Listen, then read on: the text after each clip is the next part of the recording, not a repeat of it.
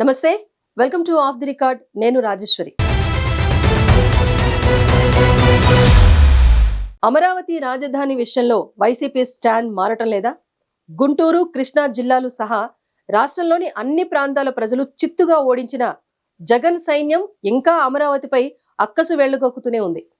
రాజధాని పనులు పునఃప్రారంభోత్సవ సభ తర్వాత కూడా వారంతా మళ్లీ పాతపాటనే ఎత్తుకోవటం చర్చనీయాంశంగా మారింది. అమరావతిపై ఒక సామాజిక వర్గం ముద్ర వేసి దాన్ని అణగదొక్కటానికి చూసిన జగన్ 3 రాజధానుల పాలసీని వినిపించారు. తీరా చూస్తే రాష్ట్రంలోని 3 ప్రాంతాల వాసులు వైసీపీని ఓడించి అమరావతికి తమ సంఘీభావాన్ని ప్రకటించారు. అయినా ఆ పార్టీ నేతలు పాతపాటే పాడుతూ ఉండటం వెనుక అసలు ఆంతర్యం ఏంటి?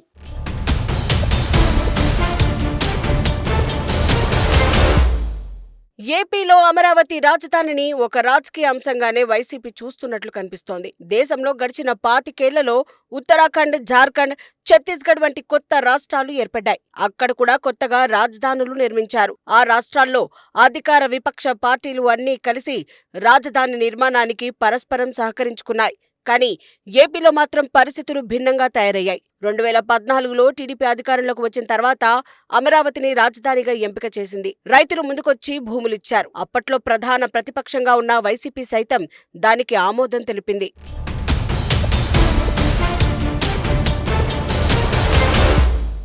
అమరావతి రాజధాని అంటూ అసెంబ్లీలోనూ ప్రకటన చేశారు. ఆ సందర్భంలో వైసీపీ కూడా అమరావతికి మద్దతు ప్రకటించింది.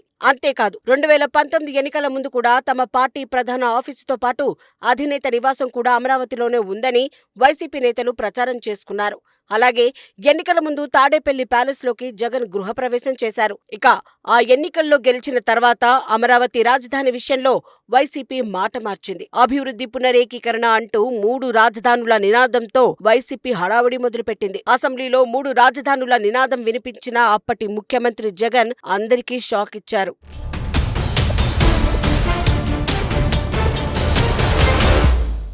ఉత్తరాంధ్ర, కోస్తా, రాయలసీమ అభివృద్ధి ఎజెండాతో 3 రాజధానులపై అసెంబ్లీలోనూ తీర్మానం చేయించారు. అప్పట్లో శాసనమండలిలో వైసీపీకి తగినంత బలం లేక ఆ తీర్మానం వీగిపోవడంతో జగన్ మండలిని రద్దు చేయడానికి కూడా సిద్ధమయ్యారు.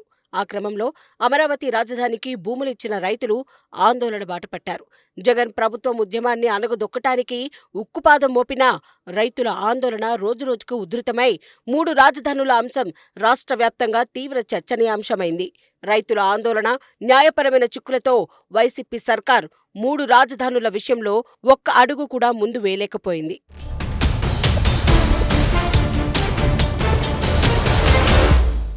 ఆ దెబ్బతో 151 నుంచి 11 సీట్లకు వైసీపీ పడిపోవాల్సొచ్చింది. ఒక విధంగా అమరావతిని టచ్ చేసి వైసీపీ భారీ రాజకీయ మూల్యం చెల్లించుకుందని అంటున్నారు విశ్లేషకులు.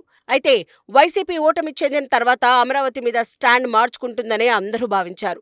రాజధాని విషయంలో తమ స్టాండ్ ఏంటో పార్టీలో చర్చించుకుని నిర్ణయం తీసుకుంటామని శాసనమండలిలో ప్రతిపక్ష నేత బొత్స సత్యనారాయణ ప్రకటించారు.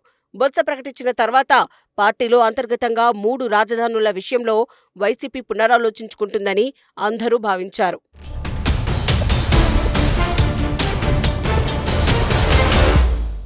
తీరా అమరావతి రాజధాని పునర్నిర్మాణ పనులను ప్రధాని మోదీ ప్రారంభించడం, 3 ఏళ్లలో అమరావతి రాజధాని పూర్తి చేస్తామని ముఖ్యమంత్రి చంద్రబాబు ప్రకటించిన తర్వాత కూడా వైసీపీ నేతల తీరు చూస్తే వారి విధానం మారలేదని స్పష్టమవుతోంది. అప్పులు తెచ్చి అమరావతి కోసం పెడితే మిగిలిన ప్రాంతాల సంగతేంటని వైసీపీ నేతలు ప్రశ్నిస్తున్నారు. అమరావతికి కృష్ణానది ముంపు పొంచి ఉందని చెప్పుకొస్తున్నారు. వరద ఎఫెక్ట్ లేకపోతే రాజధాని ప్రాంతంలో 5 ఎత్తిపోతల పథకాలని ఎందుకు నిర్మిస్తున్నారని వైసీపీ ప్రశ్నిస్తోంది. అమరావతి పేరిట నేతలు అవినీతికి పాల్పడుతున్నారనే ఆరోపణలు చేస్తున్నారు.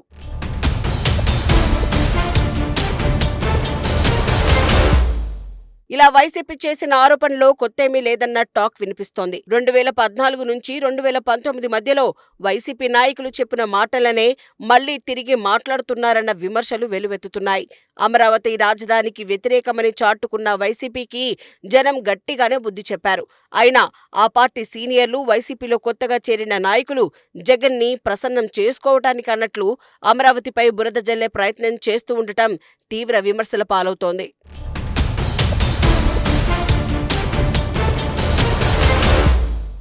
ఇంకోవైపు చూస్తే ఏపీకి రాజధాని ఒక సెంటిమెంట్ గా మారింది. అమరావతి విషయంలో ఎవరేమి చెప్పినా జనాలు పట్టించుకునే మూడ్లో లేరని స్పష్టంగా కనిపిస్తోంది.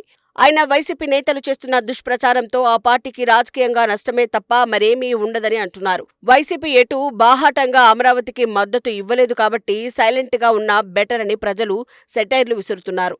చూడాలి మరి అమరావతి విషయంలో వైసీపీ స్టాండ్ ఇప్పటికైనా మారుతుందో లేదో.